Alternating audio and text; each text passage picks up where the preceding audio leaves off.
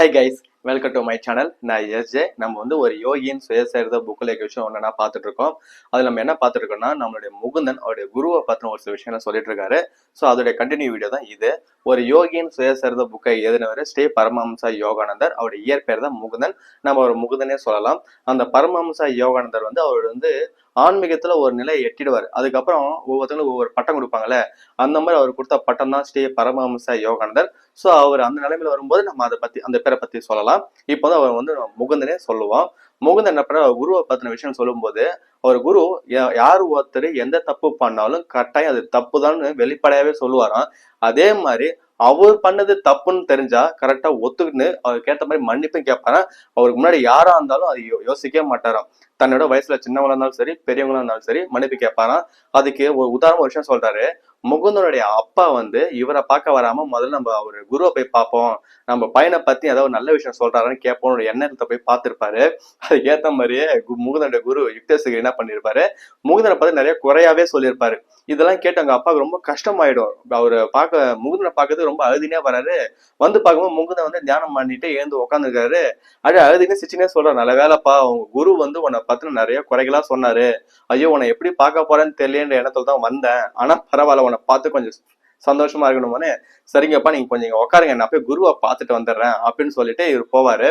போகும்போது யோசனை போறாரு, குரு ஏன் நம்மள இப்படி சொன்னாரு அப்படின்னும் போது ஒருவேளை குருக்கு இந்த ஒரு கோபமா இருக்குமோன்னு சொல்லிட்டு ஒரு விஷயம் சொல்றேன். என்னன்னா, இவர் வந்து ஒருத்தர வலுக்கட்டமா ஆன்மீக வழியில ஈர்த்திருப்பாரு. அது வந்து குருக்கு பிடிச்சிருக்காது. அவன் வழியில விட்டுட்டுன்னு இருப்பாரு. ஆனா இவரு அவரை சொன்னதை கேட்காம அவரை வலுக்கட்டமா ஆன்மீக வழியில கூட்டு வந்திருப்பாரு. ஒருவேளை இந்த ஒரு ரீசனா இருக்குமோ அப்படின்னு இடத்துல குரு கிட்ட போய் கேட்பாரு, குருவே உங்களுக்கு என்ன ஆச்சு, எதுக்காக எங்க அப்பாவுடைய நெஞ்சு உடையிற அளவுக்கு என்ன பத்தின விஷயங்கள் சொன்னீங்க அப்படின்னு சொல்லி கேட்கும்போது, அவருடைய குரு ஃபர்ஸ்ட் டைம் அந்த அதாவது முகுந்த வந்து அந்த ஆசிரமத்துக்கு போனதுல இருந்து அவர் குருவா அந்த அவர் பார்த்ததே இல்லையா. ஃபர்ஸ்ட் டைம் வந்து உடம்பு குறுக்கி தலை வணங்கி என்னை மன்னிச்சுடுப்பா அப்படின்ட்டு சொல்றாராம். அதை பார்த்து இவரால் அதை ஏத்துக்கவே முடியலையா. என்னடா எவ்வளவு பெரிய ஒரு பர்சன் ஒரு குருவை சொல்றாரு, இவர் வந்து நம்ம கிட்ட வந்து மன்னிப்பு கேட்கிறாரு. ஒரு கட்டத்துல என்ன நினைச்சது, ஒரு நம்ம தான் தப்பு பண்ணிட்டோமோன்னு நினைக்கிறாரா. அந்த அளவுக்கு அவர் குரு யாரு என்னன்னு பார்க்க அவர் பண்ணது தப்புன்னா கரெக்டா அதுக்கேற்ற மன்னிப்பை கேட்டுருவாராம். அதே மாதிரி இவர் திட்டிக்கிட்டே இருக்கிறாருல, ஒரு கடவுள் என்ன பண்ணிட்டாரு, இவர் ஏன் தான் இப்படி திட்டிகிட்டே இருக்கிறான்னு சொல்லிட்டு நல்லா உன்னிப்பா கவனிக்கும் போதுதான் ஒரு விஷயத்த பாக்குறாராம். என்னன்னா, என்னதான் நிறைய சீடர்கள் இருந்தாலும் தன்னை முழுசா குரு கிட்ட ஒப்படைச்சுடுவாங்க பத்திலாம். நான் சரணஞ்சர குரு, இதுக்கப்புறம் நீங்க சொல்றதான்னு சொல்லிட்டு இருக்காங்க பத்திலாம்.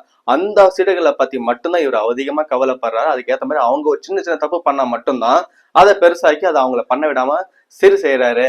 சோ அப்போ நம்மள குரு பண்றது ஒண்ணும் தப்பு இல்ல, எனக்கு அது சந்தோஷம்ன்ற மாதிரி அதுக்கப்புறம் இவர் உணர்றாரு.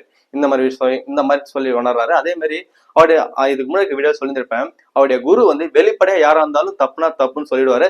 அதே மாதிரி அவர் வந்து அதிகமா வந்து இந்த வெளிப்படுத்திக்க மாட்டாரு, நான் இந்த மாதிரி சித்து விளையாட்டுலாம் செய்வேன்னு.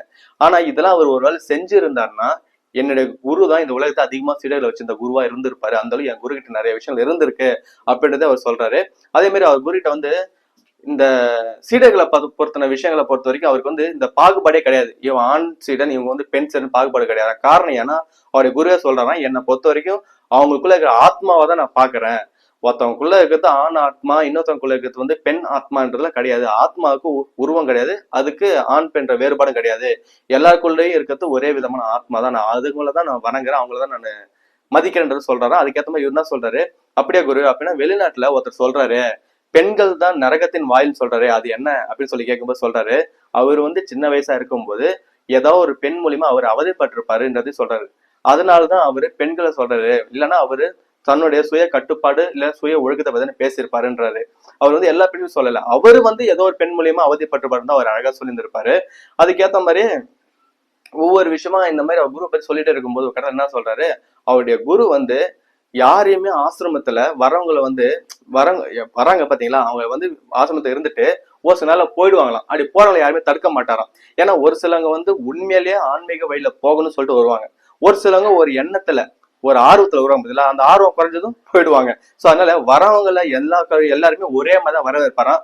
அதே போகும்போது யாரையும் தடுத்து நிறுத்தவும் மாட்டாராம். அதே மாதிரிதான் முகுந்தகிட்டையும் சொன்னார் ஒரு தடவை, முகுந்தன் உனக்கு பிடிச்சிருந்தா மட்டும் இங்க இரு, இல்ல உனக்கு வெளியே போகதான் இஷ்டம்னா வெளியே போயிரு, இல்லையா நீ வந்து வேற யார்கிட்டயா போய் சிடம் இருக்குன்னா நீ இருப்பா, ஒன்னும் பிரச்சனை இல்லை, நீ வாழ்க்கையில முன்னேறி வந்து எனக்கு சந்தோஷம் அப்படின்னு ரொம்ப எளிமையா சொன்னாலும் அதை பார்த்துருந்து இவருக்கு வந்து இதுக்கப்புறம் நம்ம இவ கூட தான் இருப்போம் அப்படின்ற எண்ணத்துல இவர் இருந்தாரா. அதே மாதிரிதான் லாஸ்ட் சொல்லியிருப்பேன், குமார் ஒருத்தர் வந்து அவங்க ஆசிரமத்தை சேருவாருன்னு.